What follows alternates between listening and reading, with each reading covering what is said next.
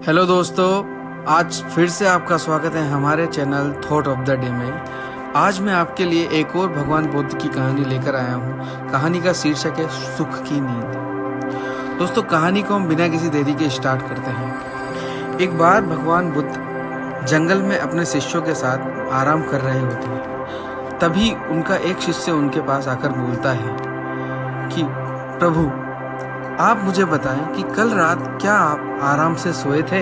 क्या आपको चैन की या सुख की नींद आई थी?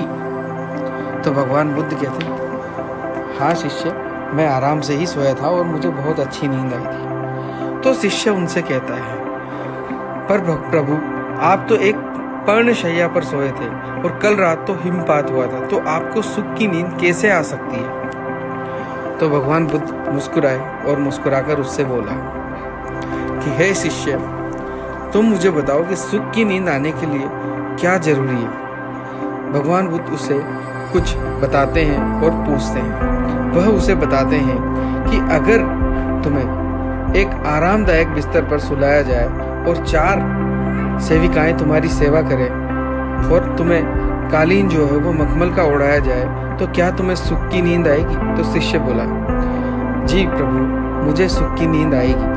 इतनी सुख सुविधाएं मिलने के बाद किसे सुख की नींद नहीं आएगी? लेकिन अगर तुम्हारे मन में कष्ट हो, मानसिक पीड़ा हो और शरीर कष्ट में हो, तो क्या तुम्हें नींद आएगी? तो शिष्य ने बोला, नहीं, मुझे कोई नींद नहीं आएगी। इसी तरीके से अगर तुम्हारे अंदर ईर्ष्या, जलन और क्रोध की भावना है और कष्ट में मानसिक कष्ट है, तो क्या तुम सो पाओगे?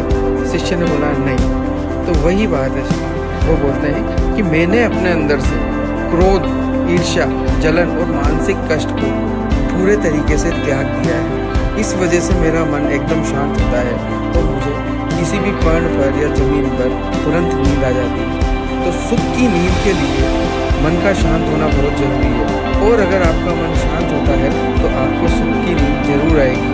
तो कहानी का शीर्षक ये है कि अगर आप सुख से और शांति से सोना चाहते हैं तो लोगों के प्रति ईर्ष्या करना, मानसिक प्रताड़ना और राग को आपको छोड़ना होगा और मन को शांत रखना होगा।